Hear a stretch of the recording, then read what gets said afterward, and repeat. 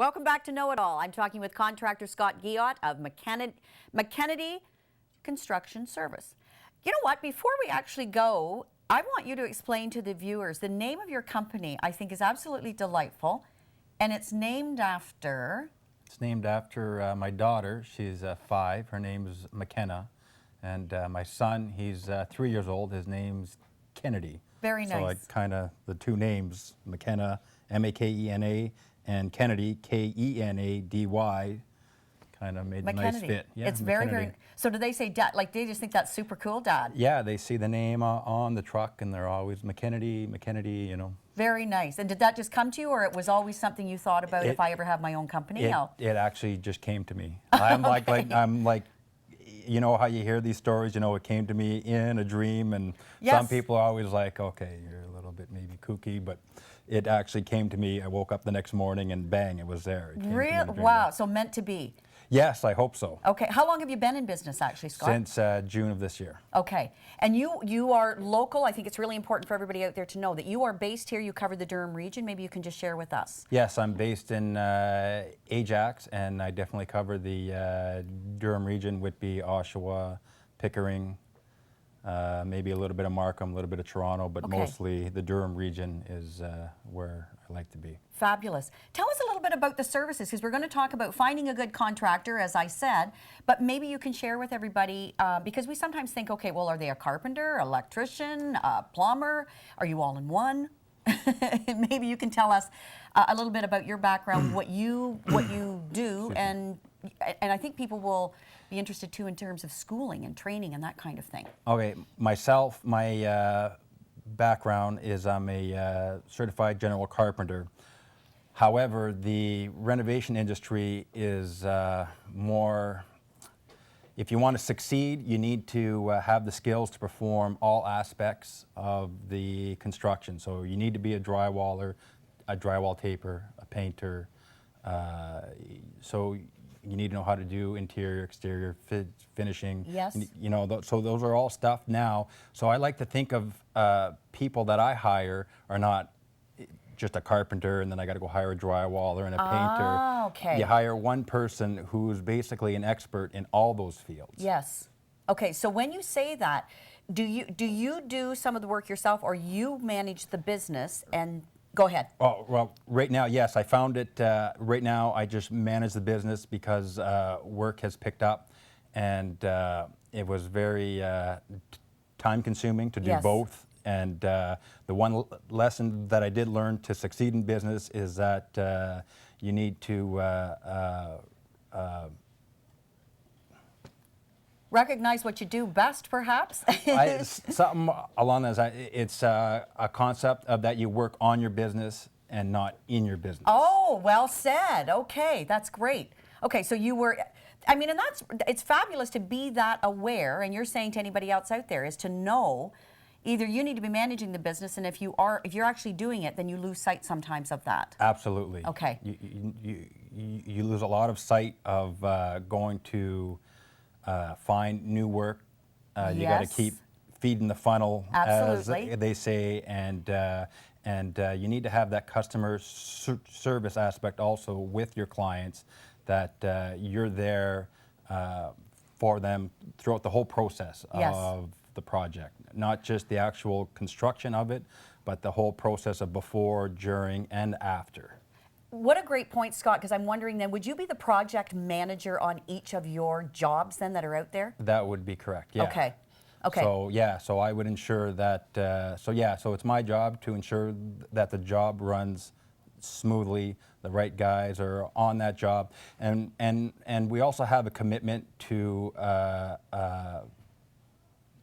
daily production from the project start to project finish. That way we have the same guys who are going to be at your place from day one till the last day, every day until the job's done. Awesome. That way you don't have that void of they don't show up one day and then you start scratching your head, because you hear a lot of horror stories of contractors not showing up or they haven't been here for a week, and then like their house is a mess, and Yes. and as a homeowner, you're very excited to be having to take this project on, and you want to see the end result, but you also want to see it done in a timely fashion Absolutely. also, so that you can enjoy it, because this is your home, Yeah. right? Something I'm loving too is that you being the project manager, because we need to have a go-to person. And I think you take tremendous comfort then having somebody come, sits down, assesses, does the quote, and then you follow the project from beginning to end. Yes. Okay. Let's talk about then, because people say, well, how do I find a good contractor? And as we said earlier, then a good contractor, general contractor, that they're reliable, they're fair in terms of what the quote is, it's quality work, that sort of thing. What do you recommend to people when they're seeking out a contractor? I definitely recommend that when you do go to locate a contractor, and it's very hard especially when you have a smaller project, a lot of contractors won't tend to give you the time. However, you should ensure that you get at least 3 contractors. Yes. At least 3 quotes. That way you can see what is a fair price for that project. As far as finding a contractor that's reliable, you need to do your own research on that.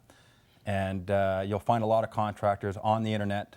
Yes. And a lot of contractors are using social media, so you can get a lot of presence from customers that they've had, and testimonials and stuff like that, Yes. so that you can make your own judgment. But at the end of the day also, it's how comfortable does that contractor make you feel when you first meet them. Okay, great So point. that's definitely key also. It's not ignoring your gut feeling, because we do that in life a lot of times too. And that Right.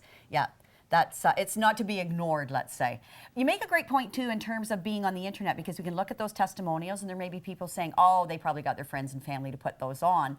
What would you suggest to people around, can I go and look at some of your work perhaps, or talk directly to people with whom you've done work? Absolutely. Okay. One of the customers I have now, they actually asked to do that. So we Okay. went to a project that we had just completed, and they got to walk through, and they got to finally get comfortable with, okay, he knows what he's doing, he does good work, and we can trust him. Yes. Right, and as far as testimonials go, you're absolutely right. If you went to somebody's website and maybe it was their brother, their uncle, their niece, but there are website-based companies such as Handy Canadian, which is one of them that I use. Those testimonials are from the clients themselves, that is Yes. handled through Handy Canadian as opposed to handled through myself. Ah, what a great So point. they send the customer an email asking for the testimonial, and then they post that on What a the great point. website. Thank you for sharing that then, because that gives people comfort knowing that, okay, Right. this wasn't manufactured by Scott's sister. Okay, that's great.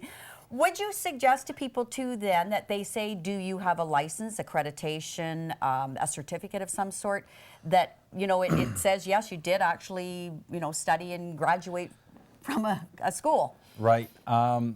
This is where, when referring back to the Ontario government again, to be a plumber, an electrician, and to perform any work inside somebody's home, commercial, or anywhere like that, you need to be a master plumber, master electrician. Okay. However, the government hasn't taken the next step to certify, let's say, the renovation trade.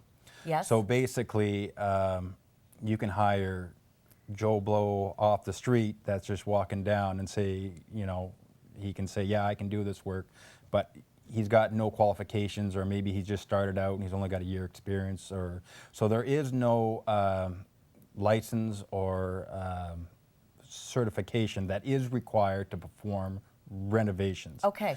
However, the government will. There's another company or another association called Build, which I'm also a member of, and they have another division called Renomark, and Renomark offers any contractor that is covered under the Renomark Yes. has a code of ethics that they have to follow. in order to advertise that rental mark. And that's the one thing that Mr. McGinty did acknowledge, because you hear a lot of these stories on the news of bad contractor. I like to call them like the cash man. Yes, the guy who comes to your house will do this for cash. Yes. Gets half the job done, but he's already taken all your cash and he's taken off. And Mr. McGinty has promoted the Renomark brand as a reliable source to hire a reliable contractor. Okay, I think you brought tremendous comfort to a lot of people who are listening then. No, that's excellent. I wanted to ask you a little bit about the costing when you said that too, because sometimes they'll say, okay, I need X amount deposit, and that can be, I don't know, it could be 30%, 50%. Should there be a red flag if we're asked to do that, Scott, or is that reasonable in your opinion? In my opinion, the government, they have a consumer service website. I don't know the exact, but if you type it in, they will tell you not to pay out more than 10% at the startup. I don't operate that way because I want to build that customer trust between myself and the client to let them know that I am here and I'm not going anywhere. Yes. So I don't ask for any money down.